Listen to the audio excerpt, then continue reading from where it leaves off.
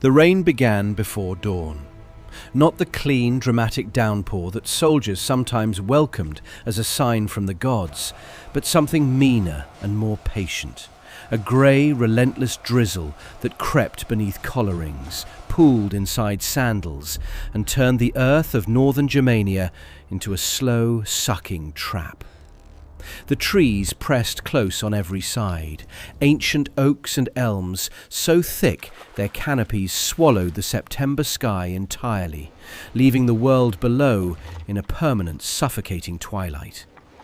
It was the kind of morning that made men think of home, of dry hearths, warm bread, the smell of their children's hair. But these men were 20,000 miles from anything that soft. It was the 8th day of September in the year 9 AD. The Roman column stretched through the forest like a jewelled serpent forced into a pipe too narrow for its body. 20,000 legionaries in their segmented iron, 6 cohorts of auxiliary infantry, 3 squadrons of cavalry, and behind them an endless, groaning procession of wagons, pack mules, camp servants, illegal wives, and the merchants bold enough to follow an army into the edge of the known world. The line ran nearly 20 kilometers from head to tail. In open country, that length meant power. Here, in the Teutoburg Narrows, it meant something else entirely. It meant the serpent could not turn around. The 3 legions at the heart of this column, the 17th, the 18th, and the 19th, were not garrison troops. They were veterans, hardened across years of service on the Rhine frontier. Men who had trained since boyhood to hold a shield wall under fire, to advance in formation through enemy volleys, to fight as a single organism rather than a crowd of individuals. They had crushed revolts in Pannonia. They had pacified the banks of the Rhine. They wore the scars of real wars on real bodies, and they had every reason in the world to feel confident in the forests of Germania Magna on a wet September morning. They represented roughly 1/5 of Rome's entire frontline military strength. And every single one of them was walking into a trap. The man who built the trap knew exactly where to put it, because the man who built the trap had spent 20 years learning how Rome thinks, how Rome marches, how Rome fights, and, most crucially, where Rome breaks. He had sat at Roman tables and eaten Roman food. He had drilled Roman soldiers and spoken Roman commands. He had bled for Roman eagles in Roman wars. His name, in the Latin they had given him, was Arminius. And today he would use everything Rome had taught him to do something no Germanic chieftain had ever managed before. Not in the decades since Caesar first pushed Roman power to the Rhine. Not in all the years of raiding and skirmishing and desperate resistance since. He would not merely defeat 3 Roman legions, he would erase them. What happened in the next 4 days, in the rain-soaked corridors of what Roman historians would later call the Sultus Teutoburgiensis, the Teutoburg Narrows, did not just kill 20,000 men. It stopped an empire. It fixed the borders of the Latin-speaking world at the Rhine and held them there for 400 years.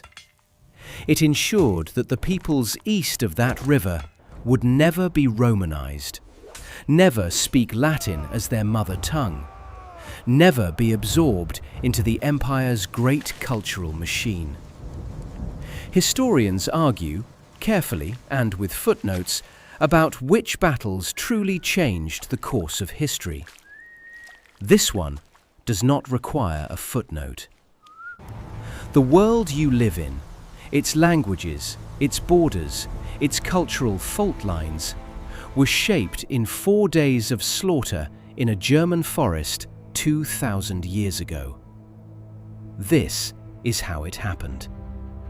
To understand why 20,000 Romans walked into a forest and never walked out, you have to understand what Rome believed it was doing in Germania, and why that belief was so catastrophically wrong. By the year 9 AD, the Roman Empire under Augustus Caesar had been expanding with such consistency and momentum that expansion had come to feel like a law of nature rather than a policy choice. The legions moved east, west, south, and the empire grew. Province after province fell into the Roman orbit, pacified, taxed, Romanized, absorbed. Gaul had been Julius Caesar's masterwork, transformed in a decade from a patchwork of Celtic tribes into a collection of functioning Roman provinces. Spain was Roman, Egypt was Roman, Syria was Roman. The Mediterranean had become, in practical terms, a Roman lake. And so the question facing Augustus in the decades around the birth of Christ was not whether Rome would continue to expand, but in which direction next. The answer seemed obvious: Germania. The vast, dark, largely unmapped territory east of the Rhine was the logical next step. It was full of timber, full of potential farmland, and most urgently, full of Germanic tribes that periodically crossed the river and raided Roman Gaul. Bringing Germania to heel would secure the northern frontier permanently and add an enormous new tax base to the empire's revenues. The Rhine was a fine administrative boundary, but the Elbe, 300 kilometers further east, would be better. All that stood between Rome and that goal was the small matter of conquering one of the largest territories in Europe, inhabited by warrior peoples who had been fighting in forests since before Rome was a city.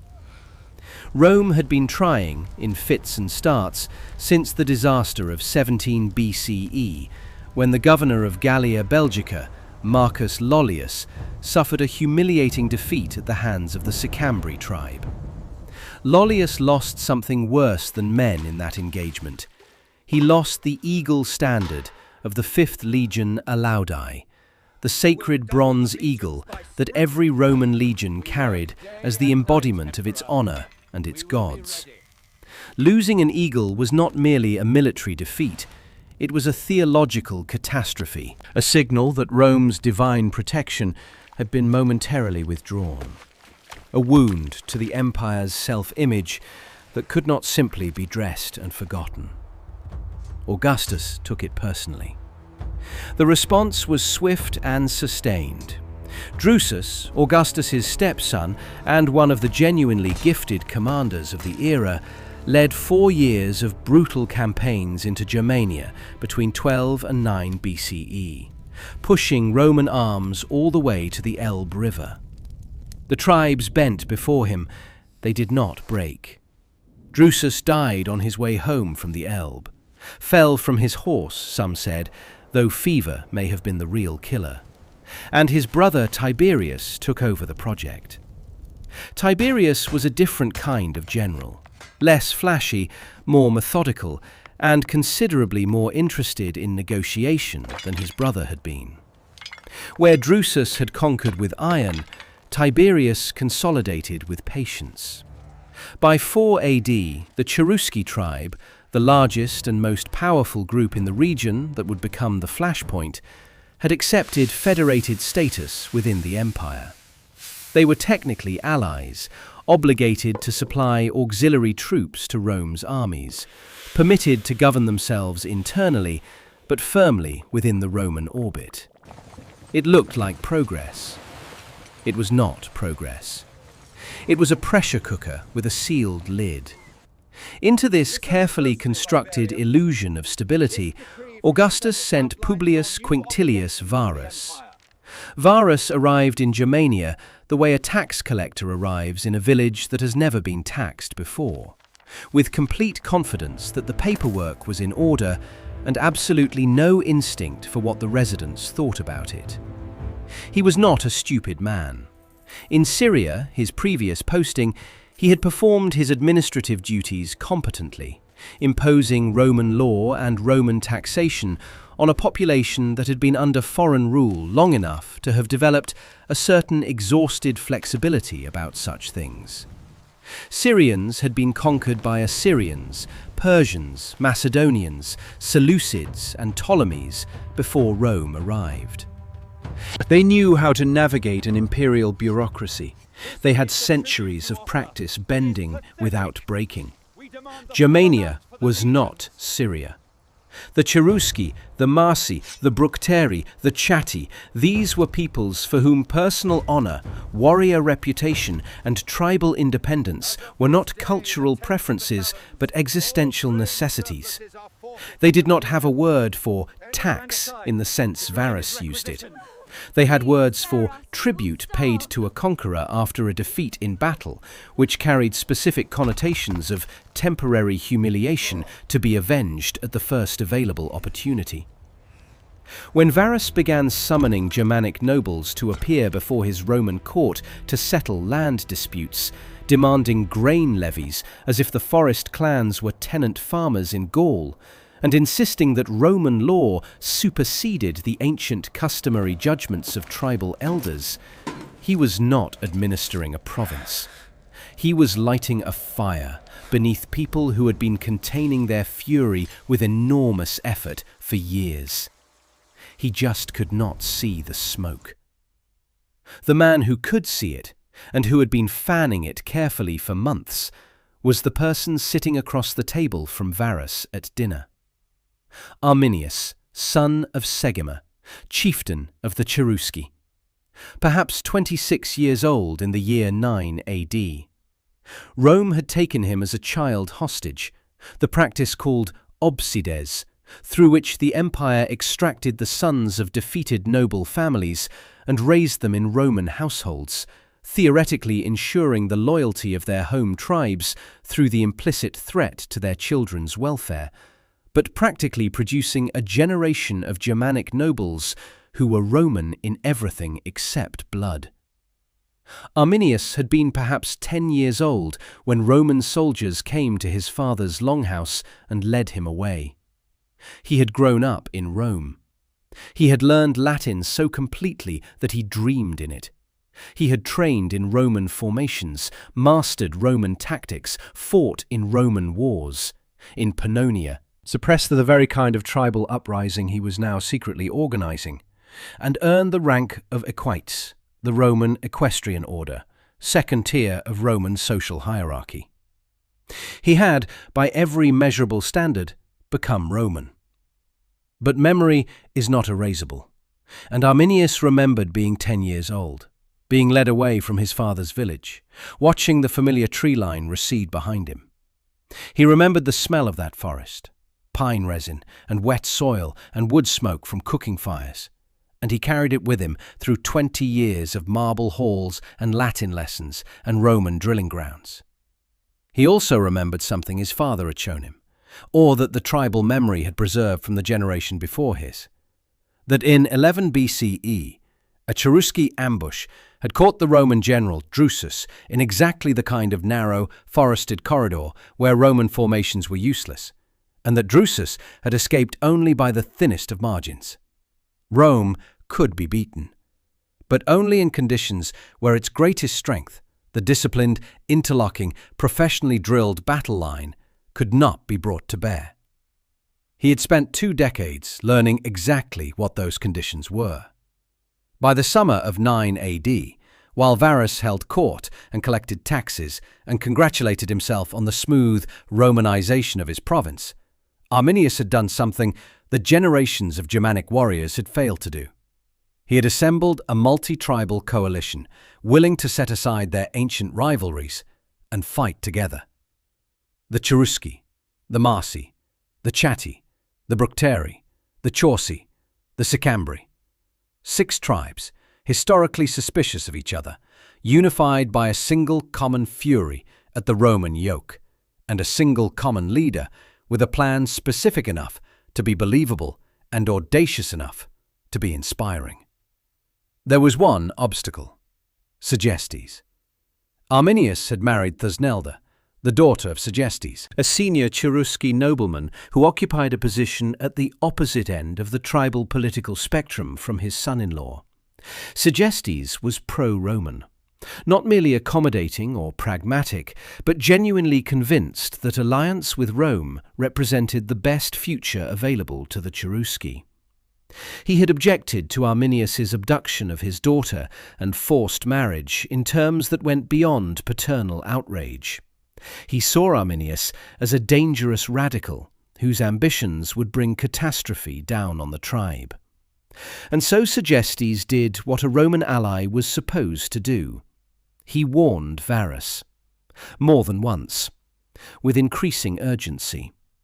He told Varus, clearly and directly, that Arminius was organizing a rebellion, that the apparent calm of the province was a deliberate performance, that the man sitting at the governor's table every evening was plotting to destroy him.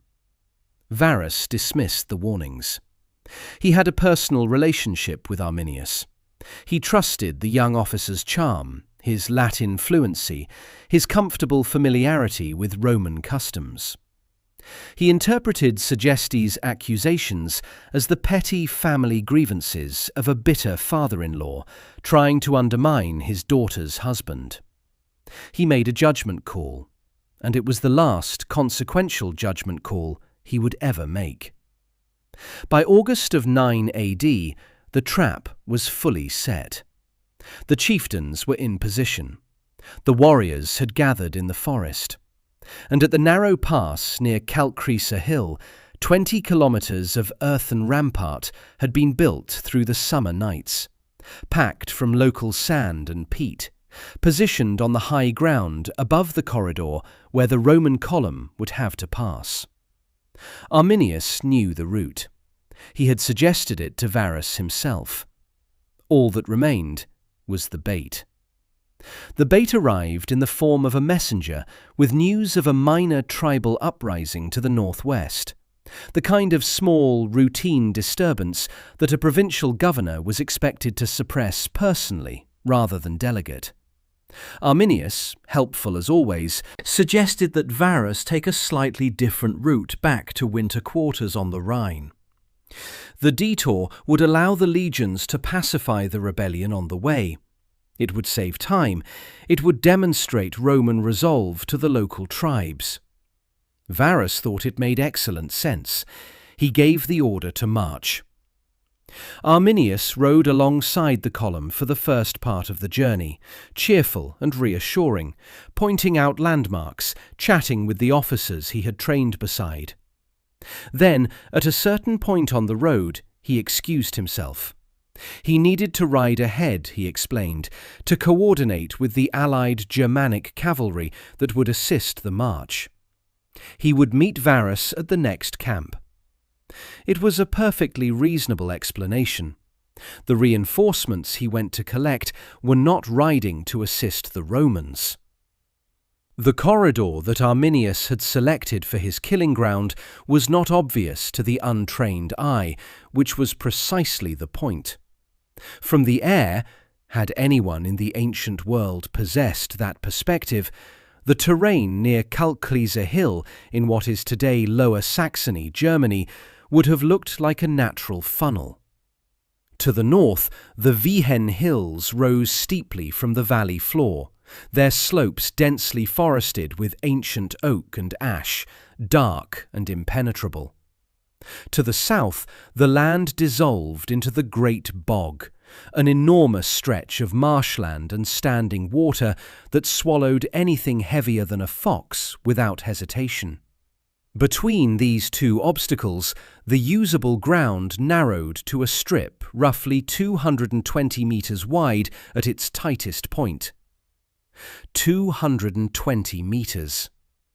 A Roman legion in full marching order occupied far more space than that, even packed close. A Roman army of 20,000, with its cavalry and auxiliaries and its enormous baggage train, stretched that corridor to its absolute physical limit and then beyond. That was not a coincidence. Arminius had chosen this spot the way a surgeon selects a suture point, with precise knowledge of exactly where the body would fail. The genius of the location was not merely its narrowness, it was what the narrowness did to Roman military doctrine. The Roman legionary system was the most effective military technology in the ancient world. But it was a technology with a very specific set of operating requirements. A Roman battle line required space, enough room to advance in organized ranks, to throw pila from the front rank while the second rank pressed forward, to use the large rectangular scutum shields in the interlocking formation that turned individual soldiers into a collective armored wall. The legions had practiced these movements thousands of times on open training grounds. They could execute them in their sleep, on flat ground with enough room to form up. In a corridor 220 meters wide, with forested slopes on one side, actively dropping missiles on them and impassable bog on the other, they could not form up at all. The drills were useless. The training was useless. 20 years of Roman military education was useless. This was not an accident. This was the lesson Arminius had spent a lifetime learning. Through the long summer of 9 AD, while Varus administered his province and Arminius sat at his dinner table, work parties moved through the forest at night. Slowly, patiently, they built. The rampart that archaeologists would begin uncovering at Calcresa in the late 1980s was not improvised. It was a deliberate, engineered construction. A long, zigzagging wall of packed sand and peat turfs built into the hillside, positioned to give Germanic warriors a protected firing position above the Roman line of march, while simultaneously blocking any Roman counterattack uphill. It blended into the hillside well enough that a marching column, strung out and already under pressure from the weather and the terrain, might not register it as a military structure until the first volley came down. Behind the rampart, warriors could attack, fall back, regroup, and attack again without exposure. The Romans would be fighting from the low ground, encumbered, against an elevated position they could not charge in formation. The rampart turned the entire engagement into a siege that the besieged side was conducting while walking. And the Romans were carrying 40 tons of daily supplies. Varus's column, by conservative estimates, consisted of approximately 15,000 legionary soldiers, divided across 3 under-strength but experienced legions, supported by roughly 4,500 auxiliary infantry in 6 cohorts and 3 alae of cavalry, perhaps 1,200 horsemen. That was the combat strength. Behind the fighting men came the column's enormous logistical tail. Thousands of camp servants, mule handlers and pack animals carrying the grain, tools, medical equipment, tent leather, cooking gear and administrative records that a Roman army required to function. Merchants had attached themselves to the column, as they always did, opportunists following the money of 3 legions' worth of pay. And with them came the informal families of soldiers, the women and children whose presence was technically prohibited and practically universal. The total number of human beings in that column was likely closer to 25,000 than 20,000, with perhaps 1,000 wagons and several thousand animals adding their weight to the already compromised track. Each of those wagons was a liability in narrow forest terrain. Each animal was a source of noise, of delay, of confusion.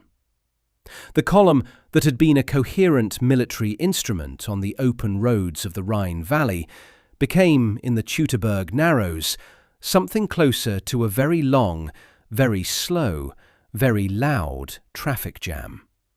Predictable in its route, unable to deploy, unable to turn around, unable to accelerate. It had to go forward. It had always to go forward, and forward was exactly where Arminius needed it to go. The weapons the Germanic warriors carried into those trees were not Roman weapons. They did not have the heavy pilum, the short gladius, the large scutum. Those were tools designed for the kind of disciplined, close-formation fighting that required open ground and coordinated training. The Germanic arsenal was built for something different. The Framea, a narrow-bladed short spear, light enough to throw from concealment and effective in the close quarters of forest fighting. Longer lances for warriors who preferred to close with the enemy directly. Bows in the hands of some. Heavy axes suited for breaking through armor at close range when momentum was on your side. These were not inferior weapons. They were different weapons, designed for a different kind of war. The war that was now going to happen, in the terrain that had been selected to make them optimal, and Roman weapons nearly useless. The Germanic coalition that Arminius had assembled through months of difficult, dangerous diplomacy was built from 6 tribes whose historical relationships with each other ranged from uneasy to actively hostile. The Cherusci were his own people, the largest and most powerful tribe in the region, providing the core of the force and the most experienced warriors. The Marsi, the Bructeri, the Chatti, the Chauci, the Sicambri, each brought their own warriors, their own leaders, their own grievances against Rome, and their own particular suspicions of the other 5 tribes in the coalition. Convincing these men to fight together rather than dissolving into the recriminations and feuds that had prevented unified Germanic resistance for generations was arguably a greater achievement than the battle itself. The ancient sources do not tell us exactly how Arminius managed it. They tell us the result.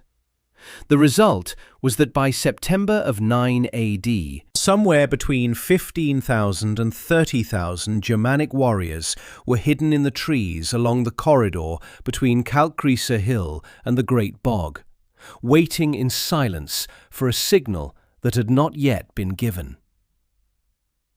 The night before the ambush, both armies were within a few kilometers of each other, and neither one knew quite what morning would bring, though for very different reasons.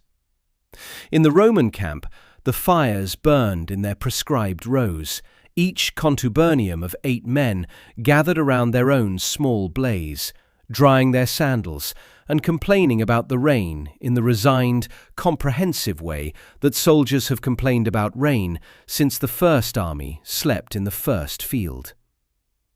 A young legionary from Campania, perhaps 19, perhaps 20, sat apart from his tentmates and wrote on a wax tablet by firelight.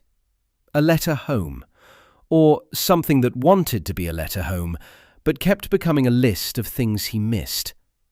His mother's bread, the smell of the coast, the sound of Latin spoken without the hard Germanic consonants that made every local interaction feel like a negotiation.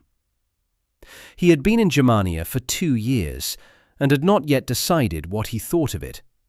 It seemed very large and very dark and very wet, and the people looked at you with their pale eyes in a way that was difficult to name.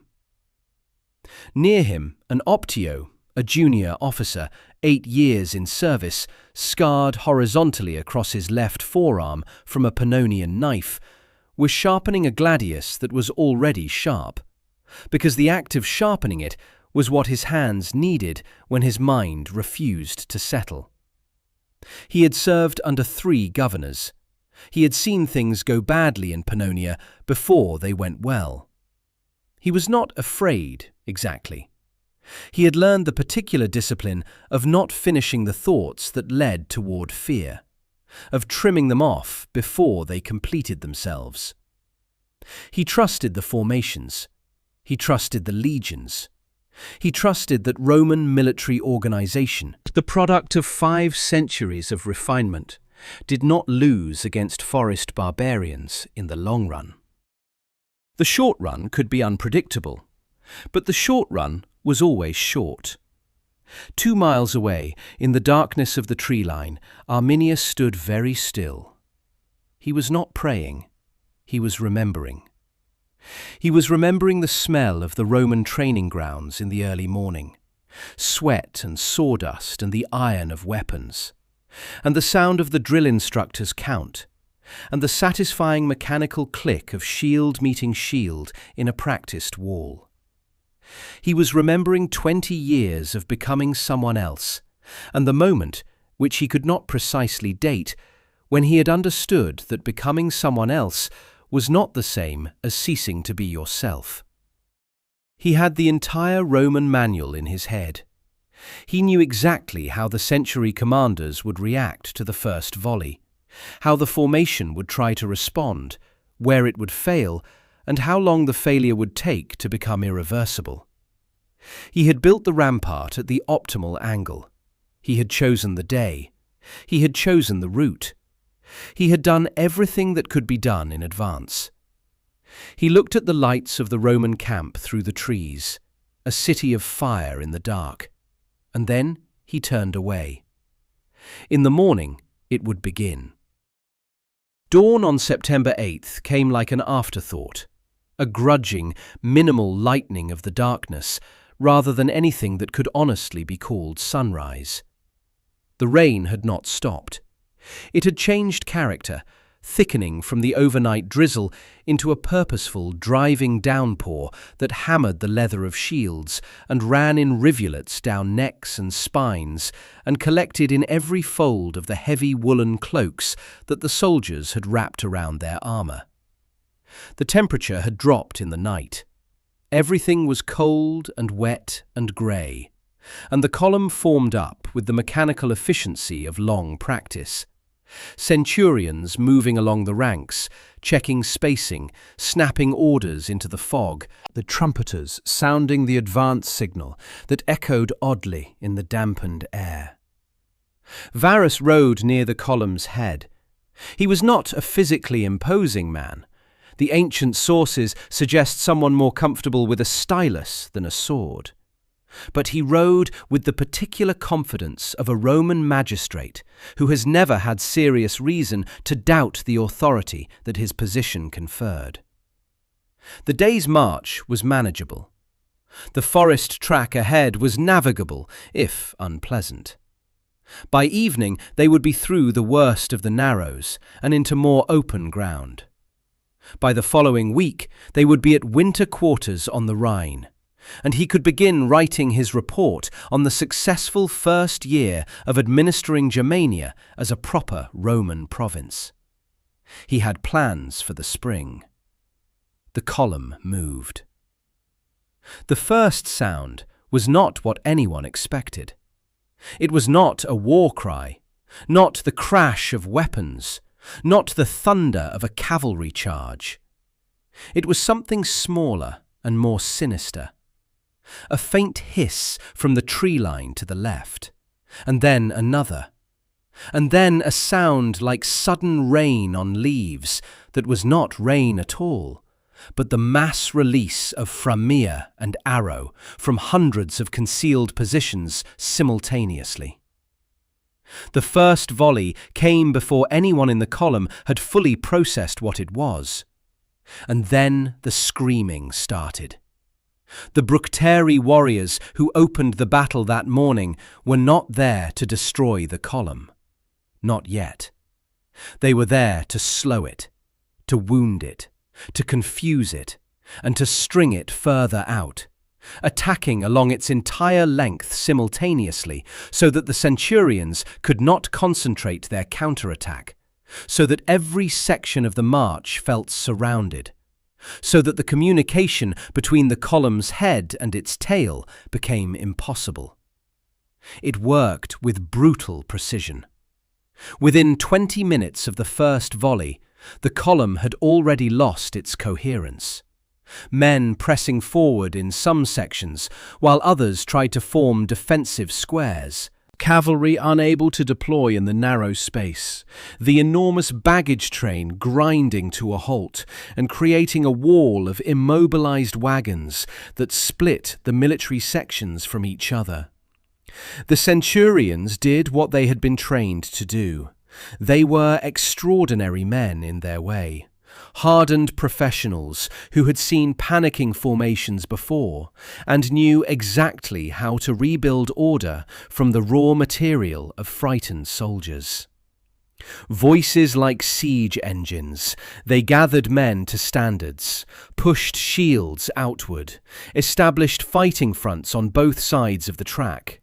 Roman discipline, tested in 100 engagements across 3 continents, reasserted itself with remarkable speed. The Bructeri volleys slackened. Some of the attackers had come too close and been met with pilum and gladius, and found the Romans still entirely capable of violence at close quarters. The warriors melted back into the tree line. The column pushed on. Bloodied, slower, but still moving. By mid-morning, they had reached the narrowest section of the corridor. The wall was not immediately obvious. That was the point.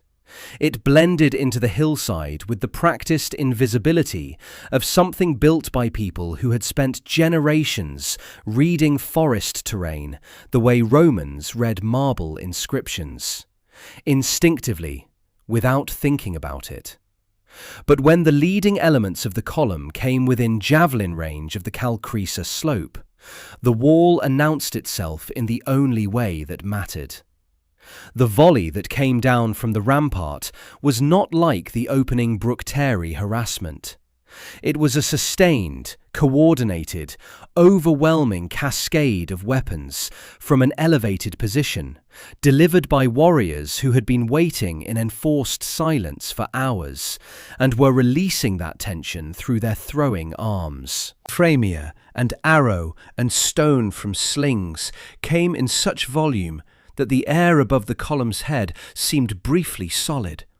A ceiling of projectiles that fell through the space where Romans had been standing moments before, and found Romans still standing there when it landed. Men went down in clusters. The front of the column, which had been trying to advance, stopped. The rear of the column, which did not yet know why the front had stopped, continued pushing forward. The middle compressed like a spring. Then the warriors came down off the rampart. Not all of them. That was the sophistication of it.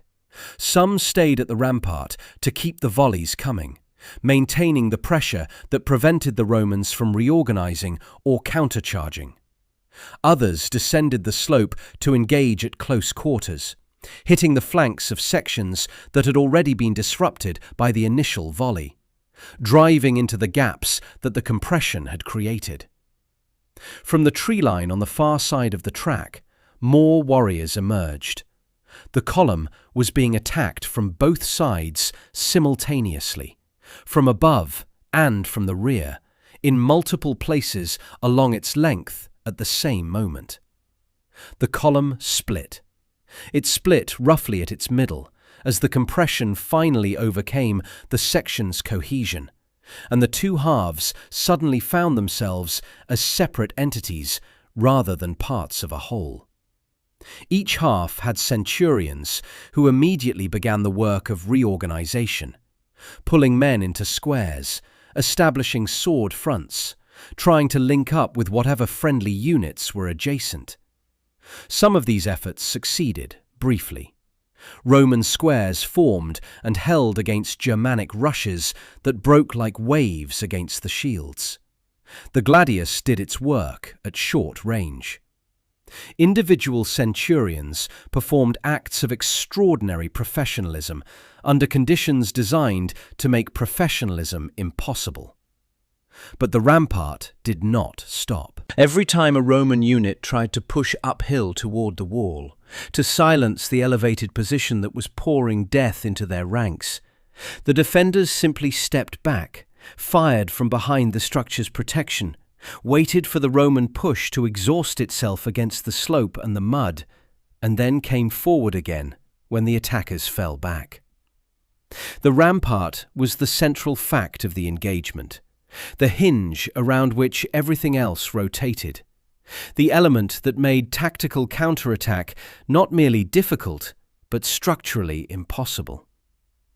By noon on the first day, a large portion of the column had been shattered. Not destroyed, not yet. The Roman military's capacity for self-reorganization under pressure was genuinely remarkable, and the surviving centurions and tribunes were still functioning, still pulling cohesion from chaos. But the losses were severe, the ammunition was depleted, the peeler that the legionaries had thrown at targets that had simply stepped back behind the wall were lying in the mud at the base of the slope, unusable, and the forward momentum of the march had collapsed entirely. Varus held a command conference while his officers bled around him, and the consensus was practical and clear. They needed to move west. West meant the Rhine. West meant Roman territory. West meant winter quarters and reinforcements, and a chance to reassess what had just happened. They broke from their position and retreated toward the setting sun. That night, the Roman survivors made camp on a hill to the west of the main battle site, or what remained of camp-making, which was the act of finding elevated ground and posting sentries, rather than anything approaching the precise, measured, geometrically exact marching camp that Roman doctrine specified. The baggage train had been largely abandoned or burned to reduce the column's encumbrance. Some of the wagons had been destroyed by their own side to prevent them from slowing the retreat. What had been an army with 40 tons of daily supplies was now an army with what it could carry on its back. The fires burned low that night. Men sat with their wounds and their thoughts, and the knowledge, shared but largely unspoken, that what had happened today was not a skirmish. It was not a manageable setback to be corrected by discipline and reinforcement. Something fundamental had changed in the last 12 hours, though most of them lacked the perspective to name exactly what. Varus, if he slept at all, slept badly. The second day began with a decision that might have saved them, or might have killed them faster, and it is impossible to know which, because it was the last decision the Roman command would make as a coherent institution. The cavalry would advance ahead of the column to scout the route. Under normal circumstances, this was standard doctrine. Cavalry moving forward to identify threats and clear the way for the heavier infantry behind them. Under these circumstances, it was the beginning of the end. The Germanic warriors who had spent the night receiving reinforcements from tribes that had been watching from the forest edge, the borderline chieftains who had waited to see which way the opening battle fell before committing, those warriors now substantially outnumbered what the Romans fielded, and they knew the terrain in a way that Roman auxiliary cavalry simply did not. The scouts rode out. They did not come back in useful condition. The infantry pressed on behind them, moving through a brief section of more open ground, meadow and cleared farmland that gave the column a few hundred meters of breathing room, a reduction in the pressing claustrophobia of the forest track. Men who had survived the first day felt something that was not quite hope, but was in the neighborhood. A sense that the worst might be behind them, that they could hold together if they could just stay on open ground long enough to establish a defensive perimeter. Receive a courier. Get word to the garrison at Aliso on the Lippe River.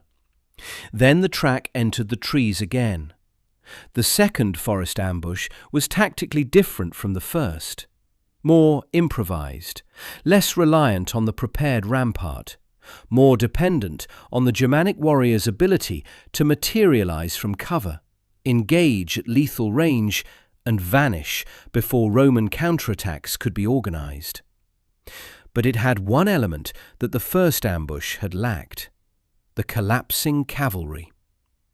The horsemen who had been scouting ahead came back at speed, not retreating in an organized fighting withdrawal, but fleeing, riding back through their own infantry column in the panicked way that cavalry has fled since the first horseman decided self-preservation outweighed orders.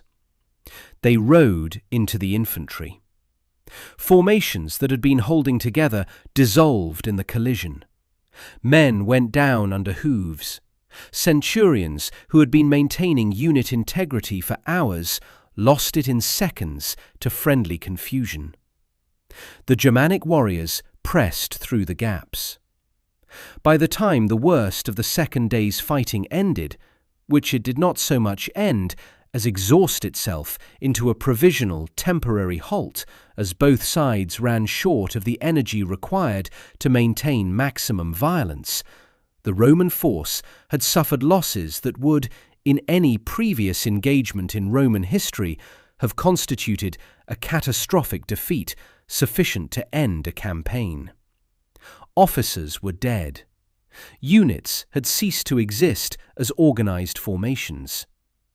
The column had been reduced to perhaps 60 or 70% of the strength with which it had entered the narrows, with no reliable way to know which cohorts still had functioning chains of command. The night of the second day was quiet in the way that exhaustion makes things quiet. No one was attacking because no one had the energy to attack.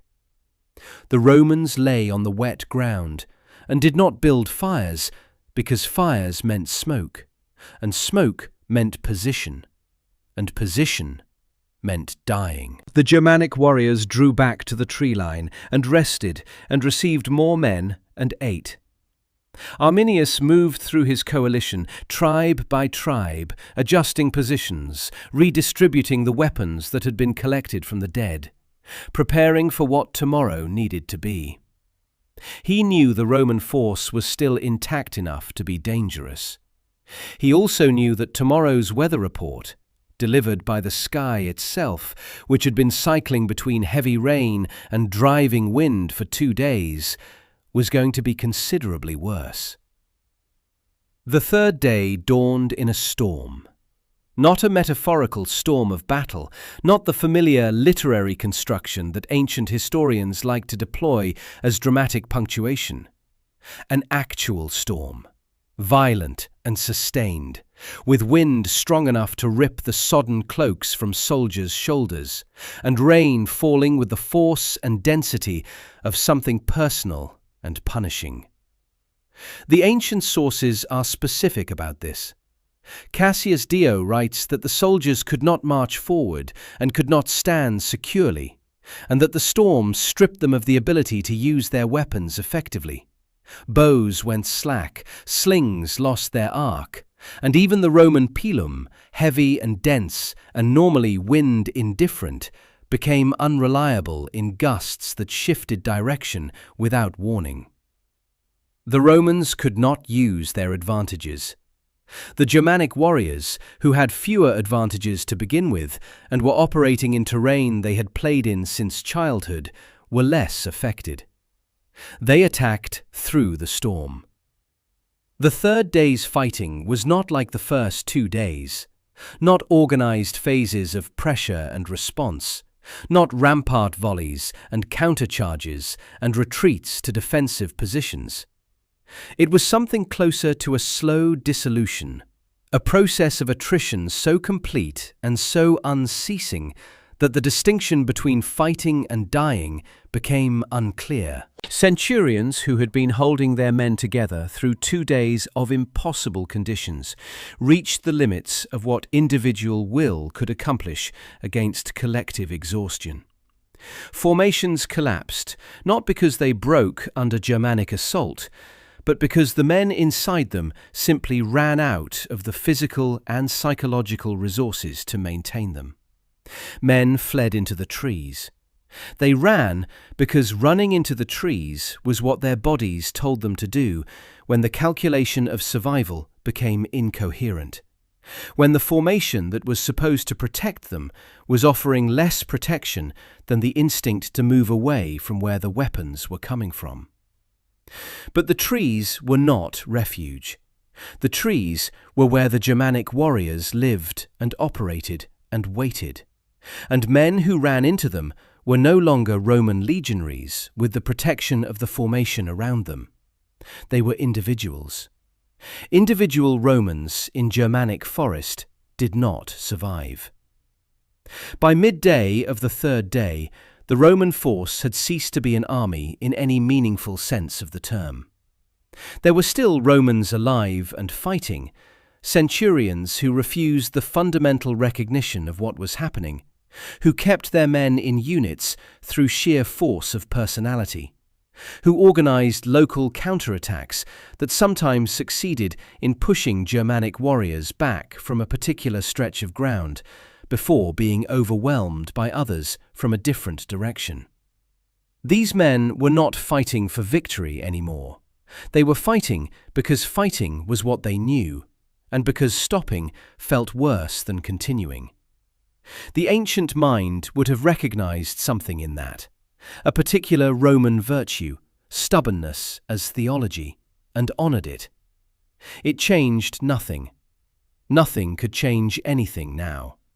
Time had run out. Varus understood this before most of his subordinates did, because he had more information than they did and fewer illusions about what to do with it. The cavalry had deserted. The auxiliaries had taken catastrophic losses.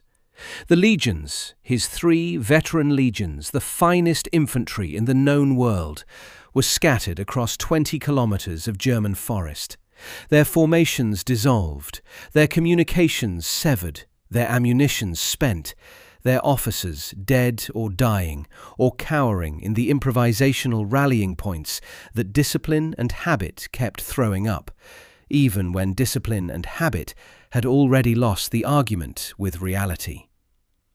There was no rescue coming.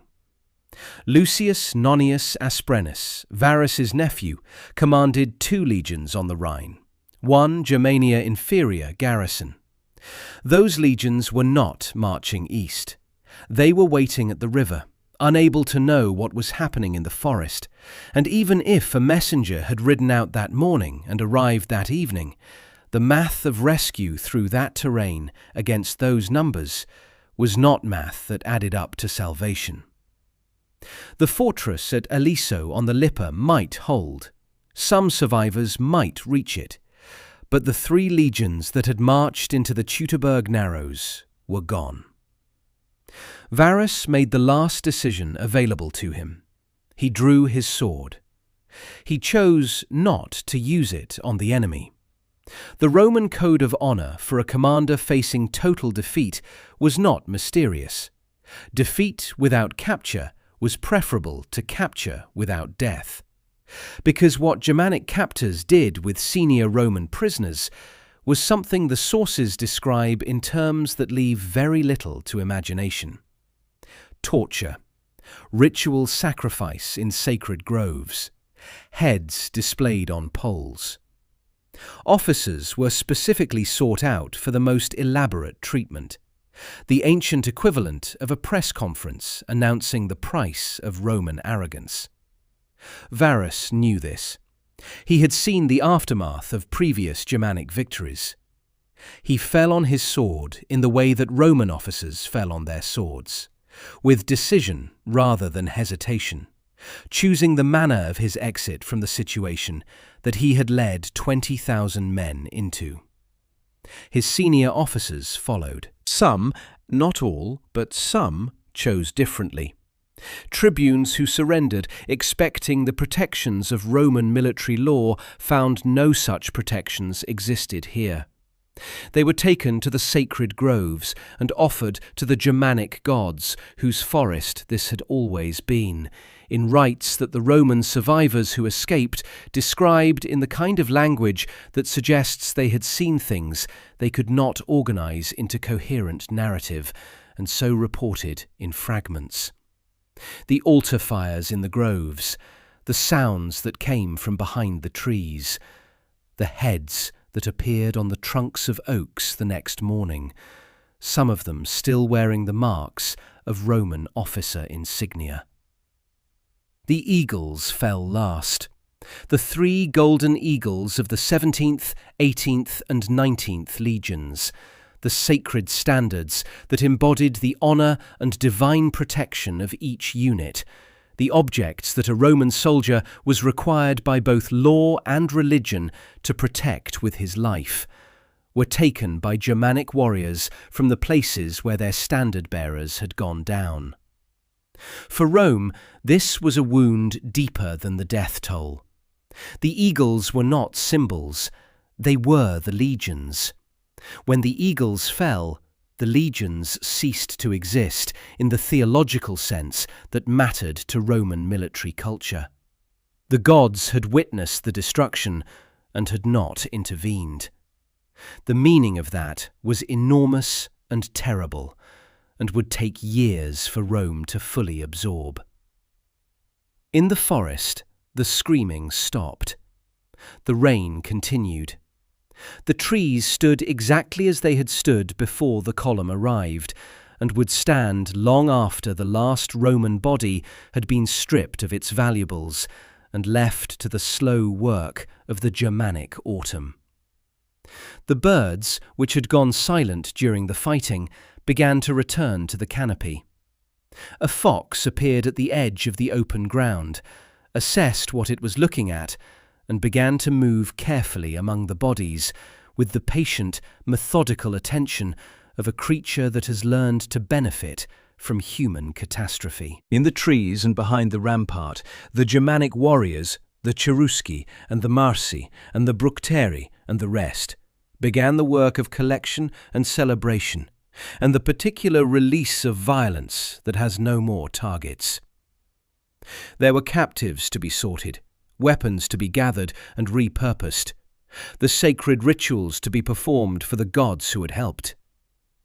Arminius moved through his people without the triumphant performance that the moment might have warranted, because the work was not yet complete, and because he understood, with the Roman-trained part of his mind that would never fully stop being Roman, that winning a battle and surviving its consequences were 2 different projects that required different qualities.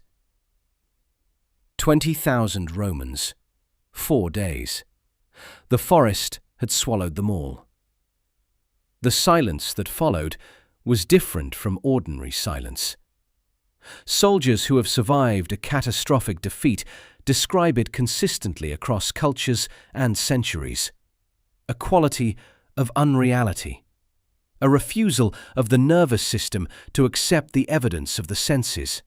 A kind of extended moment in which the world seems to be waiting for something to confirm that what just happened actually happened.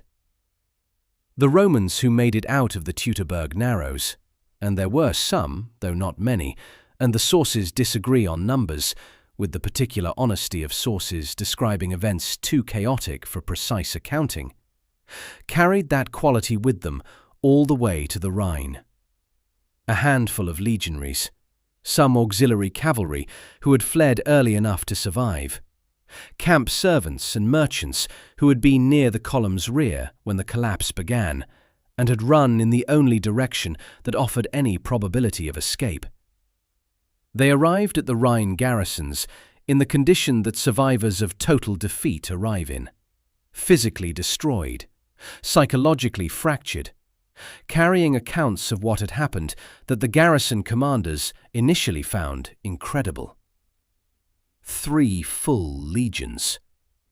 Gone. Not damaged, not retreated, not defeated in the field and regrouped beyond the river.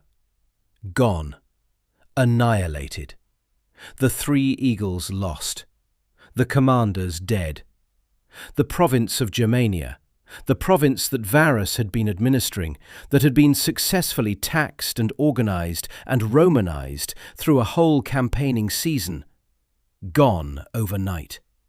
Every Roman fort and garrison east of the Rhine swept away within weeks as Arminius followed the victory with a campaign of liberation that cleared the territory with extraordinary speed. The numbers, as the ancient sources reconstruct them, are staggering. Somewhere between 15,000 and 20,000 Roman soldiers killed in the fighting across the 4 days. An unknown additional number captured, the majority of whom were killed in the days and weeks following the battle, either sacrificed in the Germanic religious rites that the sources describe, or simply executed as the coalition sorted its prisoners for maximum utility. A small number, the sources refer to them obliquely, as if uncertain how to categorize their survival, were enslaved and spent years or decades in Germanic households before being redeemed or escaping. A handful of these men would resurface decades later, when Roman campaigns in the region occasionally encountered elderly former legionaries living among the Germanic tribes, men who had been in their 20s in September of 9 AD and were now old, speaking Latin with an accent they had picked up from 20 years of Germanic daily life. The 3 legions, the 17th, the 18th, the 19th, were not reconstituted. This was not merely administrative convenience or the practical difficulty of rebuilding from nothing. It was a deliberate choice, a kind of institutional mourning. Rome had lost legions before and rebuilt them under the same numbers. Not these 3. The numbers 17, 18, and 19 were retired from the Roman military designation system permanently. To raise a new 17th legion would have been to insist that the old one had merely been interrupted rather than erased. And the Romans understood, with the precision of people who took military honor seriously as a category of meaning, that erasure was what had actually happened. The 3 golden eagles were gone. This was the wound that Rome felt most viscerally in the immediate aftermath. The loss that organized the empire's grief around a recoverable symbol rather than the irrecoverable human cost. Eagles could theoretically be won back. Armies could not be resurrected. But the eagle of a lost legion was a specific, tangible object that represented a specific, recoverable insult. And the Roman mind, practical and symbolic in equal measure, found it easier to organize around the eagle than around the enormity of 20,000 dead. The recovery of the eagles became the organizing principle of Roman policy toward Germania for the next decade. Not the reconquest of the territory, not the rebuilding of the lost legions, but the return of the standards. 2 of the 3 were eventually recovered. One by Germanicus's campaigns in 15 and 16 AD, another through subsequent operations. The 3rd eagle of the 19th Legion was not recovered for 32 years, when Publius Gabinius located it among the Chauci in 41 AD. At Rome, the news arrived with the force of a physical blow to an empire that had not seriously considered the possibility of catastrophic defeat. Augustus, in the account of Suetonius, written a century later, but drawing on sources closer to the events, was undone by it in a way that was public and performative and completely genuine. Which is to say, he was undone in the way that Roman grief was supposed to look. He let his hair and beard grow without cutting, which was the Roman sign of mourning, and he wore it for months. He stopped eating regularly. He walked through the halls of his palace at night, the great complex on the Palatine that was the architectural expression of his power. and stopped at intervals to press his forehead against the wall and say, in the full voice of a man who wanted to be heard by whoever was listening, "Quintili vare, legiones rede, Quintilius varus, give me back my legions." He said it at night. He said it in the early morning.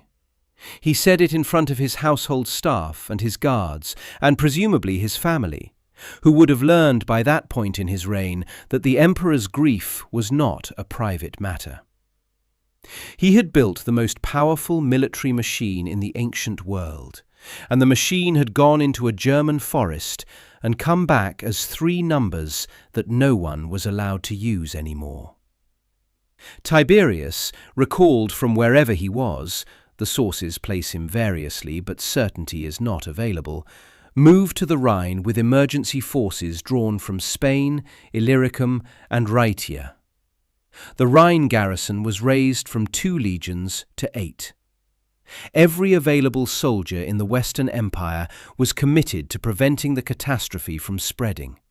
From the Germanic coalition following its victory across the Rhine into Gaul, which is what Arminius could theoretically have done, and which would have represented a threat of an entirely different order. Arminius did not cross the Rhine. He had achieved what he set out to achieve, not the conquest of Rome, which he never seriously attempted, but the expulsion of Rome from Germania. The province was gone. The garrisons were gone. The Roman administrative apparatus that Varus had been building was dismantled in a matter of weeks, and the territory between the Rhine and the Elbe that Rome had claimed as its own reverted, almost overnight, to what it had always actually been: Germanic land. Arminius sent Varus's severed head to Maroboduus, king of the Marcomanni, the other great power in the Germanic world, a man who had also spent time as a hostage in Rome, and had also used that knowledge to build a powerful independent kingdom in Bohemia. The gesture was diplomatic. "Join me," it said. "Together we can finish what I started." Maroboduus declined. He sent the head to Rome for burial, signalling to Augustus that he had no interest in the war that Arminius was prosecuting, and remained neutral throughout the following years. It was a decision that preserved his kingdom for another decade, before Arminius turned his attention there too. 6 years passed. In 15 AD, Germanicus, the adopted son of Tiberius, the nephew of Augustus, arguably the most talented Roman commander of his generation, led a Roman army back into Germania on a campaign of retribution that the sources frame, with only partial dishonesty, as vengeance rather than reconquest. He was brilliant and restless, and deeply aware that the ghosts of 3 legions were a political problem as much as a military one, and that visiting the site of the disaster was something the empire needed from him symbolically, even if it accomplished nothing strategically. What his men found at Kalkriese was not a battlefield. It was an outdoor charnel house that had been standing open in the German air for 6 years. The ancient account by Tacitus, written a century after the events, but assembling testimony from survivors who had been there, describes the scene with a precision that suggests not literary reconstruction, but something closer to reported witness. Whitening bones scattered across the open ground, concentrated in the places where men had stood their ground and died there, spread thinner in the areas where men had broken and fled. Fragments of horses' legs intermingled with human remains. Skulls fastened to tree trunks. Altars in the nearby sacred groves, the places where the officers had been sacrificed, still marked with the scorch of ritual fire. The partially collapsed earthwork of a second camp where the shattered survivors had tried to hold a defensive position on the second night. And the survivors of the battle itself, old soldiers who had been among the few to escape, who stood at Germanicus's shoulder and pointed. Here the legates fell. Here the eagles were taken. Here was the tribunal where Arminius harangued his warriors after the final collapse. Germanicus gave the order to bury the dead. The men did so in silence, carrying bones they could not identify to a common mound, unable to know whether the remains they were placing in the earth were strangers or friends or family members who had marched into Germania years before a letter home stopped arriving. Tacitus says that as they buried the dead, their sorrow rose into rage against the enemy and into a fierce, burning desire to make the exchange, to trade this grief for German blood. Caesar Germanicus, the account notes, placed the first turf on the burial mound himself, as an honour to the dead and a statement of solidarity with the living.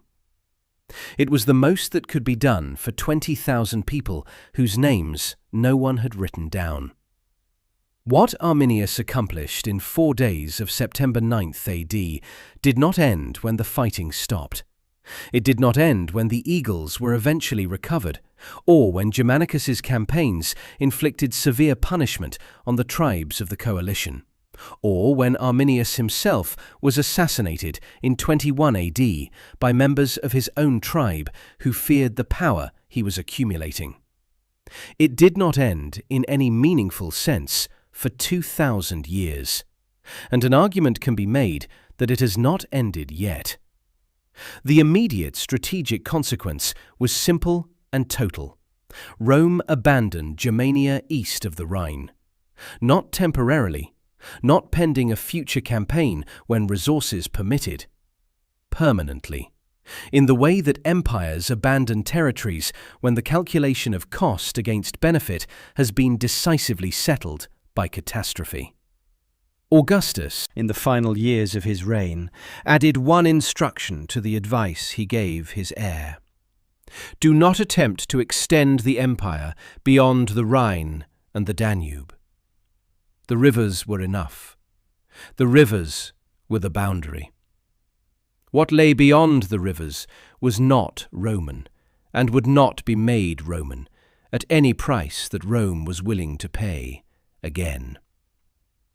Tiberius, who succeeded Augustus in 14 AD, and who had his own extensive experience of Germanic warfare from his campaigns under Drusus, agreed without difficulty. He recalled Germanicus from his retributive campaigns in 17 AD, campaigns that had punished Germanic tribes severely, but had demonstrated once again that punishment and conquest were different projects, and accepted the Rhine as the final frontier of the Western Empire. The 8 legions that Augustus had scrambled to the Rhine in the immediate aftermath of the disaster remained there, more or less. They were not 8 legions of conquest. They were 8 legions of containment, a defensive line rather than an offensive instrument. Soldiers tasked with ensuring that what happened to Varus did not happen again, rather than with pushing Roman power further east. The total strength of the Roman army was permanently reduced from 28 legions to 25, because the 3 that had been erased were not replaced, and the manpower that would have been recruited to fill them was directed elsewhere. In the ledger of Roman military power, Teutoburg Forest was a subtraction that never got reversed. The long-term implications of that subtraction were not visible in the first decade after the battle, or even in the first century. They accumulated slowly, across generations, in the shape of what did not happen. The Romanization of Germania did not happen. The Germanic peoples east of the Rhine did not learn Latin as their primary language. They did not absorb Roman law and Roman administration and Roman religion in the way that the Gauls had absorbed them, or the Spaniards, or the peoples of the Danubian provinces. They remained Germanic, in language and culture and social structure, in ways that would eventually produce the specific variety of European civilization that emerged from the ruins of the Western Empire in the 5th and 6th centuries. The civilization that was neither Roman nor simply tribal, but something new, hammered out of the collision between the two. The English language is a consequence of Teutoburg Forest. This is not a poetic exaggeration. If the Roman advance had continued to the Elbe and established the kind of permanent provincial administration that transformed Gaul and Britain, the peoples who would later be called Saxons would have gone through the same Latinization process that made French and Spanish and Italian out of the local vernaculars of the western provinces.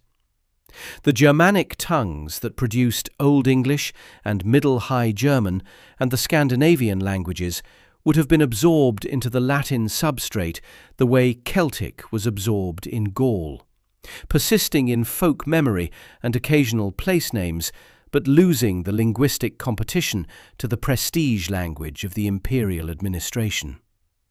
The great linguistic divide of modern Western civilization, the line between the Romance languages and the Germanic ones, runs along a frontier that was determined in the September of 9 AD. Arminius did not intend this. He intended to expel Rome from his people's land. But the consequences of intentions have their own momentum.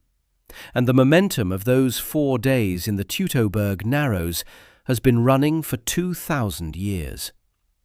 In the 19th century, when German nationalists were constructing the intellectual and cultural scaffolding for political unification, they found in Arminius, whom they called Hermann, a Germanization of his Latin name, exactly the historical figure they needed. A Germanic hero who had stood against the greatest empire in the world and won, who had proven that Germanic peoples were not historical subjects to be conquered and absorbed, but historical agents capable of determining their own fate. The Hermann Monument, completed in 1875 in the Teutoburg Forest near Detmold, not, as later archaeology would establish, particularly close to where the battle actually happened, but close enough for symbolism, depicted a massive armoured warrior raising a sword to the sky, the inscription on its base making the connection to 19th century German nationalism explicit and unembarrassed. The monument was built in the decade when Germany unified under Prussian leadership, and the choice of Arminius as its presiding symbol was a deliberate act of historical claim-staking. We were here before Rome. We resisted Rome. We are the inheritors of that resistance. The irony that Arminius himself was, in almost every meaningful sense, a Roman, raised Roman, trained Roman, thinking in the frameworks that Roman military education had built in his mind, was not ignored by historians, so much as it was absorbed into the symbolism, in a way that made it generative rather than destabilizing. He had turned Rome's tools against Rome. That was the point. That was the argument. A people does not prove its civilization by submitting to foreign rule. It proves it by understanding that rule well enough to dismantle it from the inside.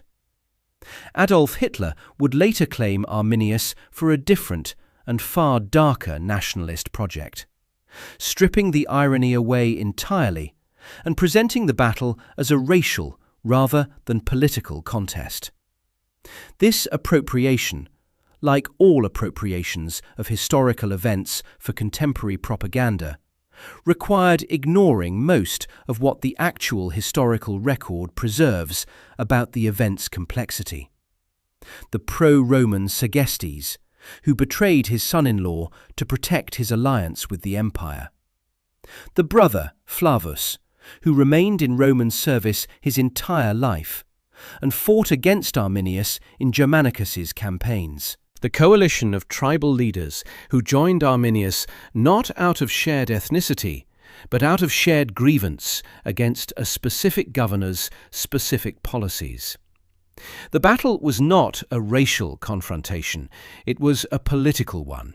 and its political dimensions, the choices of individuals navigating the impossible pressures of empire, collaboration, resistance, and survival, are what make it genuinely interesting rather than merely dramatic. What Teutoburg Forest actually demonstrates, stripped of its later nationalist packaging, is something more universally unsettling: that the greatest military force in the ancient world was destroyed not by superior numbers or superior weapons, but by superior knowledge. Arminius won because he understood his enemy better than his enemy understood itself. He had been inside the Roman system. He knew where the loading screen was, where the formation would fail if the space disappeared, where the chain of command would break under the weight of uncertainty and terrain and weather. His victory was an intelligence victory, a triumph of analysis over power, of patient preparation over confident assumption.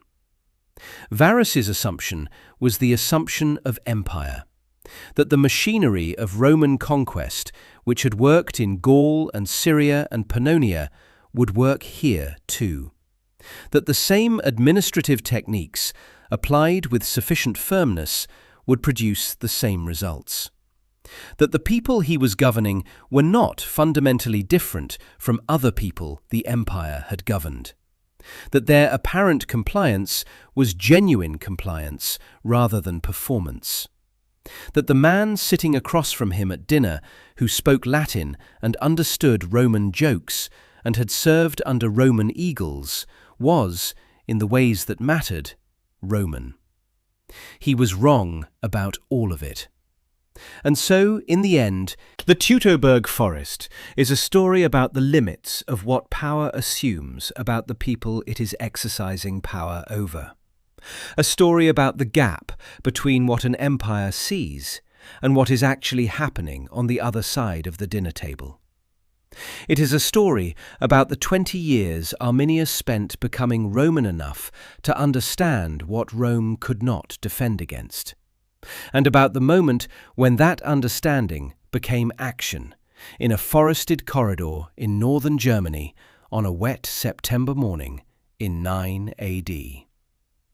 Centuries later, a British amateur archaeologist named Tony Clun walked across a farmer's field near Calcresa Hill with a metal detector, looking for old coins.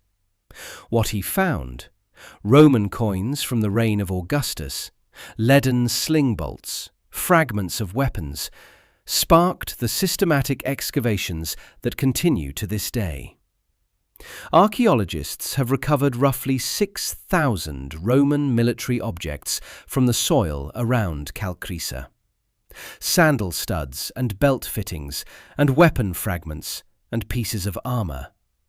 And one object more striking than the rest: a silvered iron face mask designed to fit over the face of a Roman equestrian officer during military exercises and ceremonial reviews, depicting a calm, almost serene human face with closed eyes.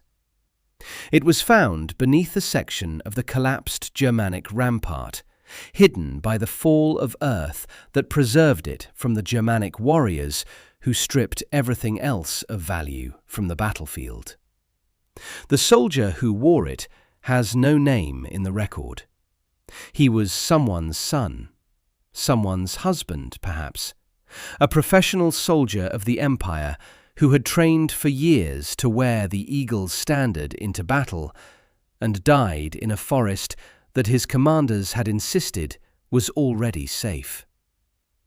The mask survived him by 2,000 years, lying in the dark beneath German soil while empires rose and fell above it.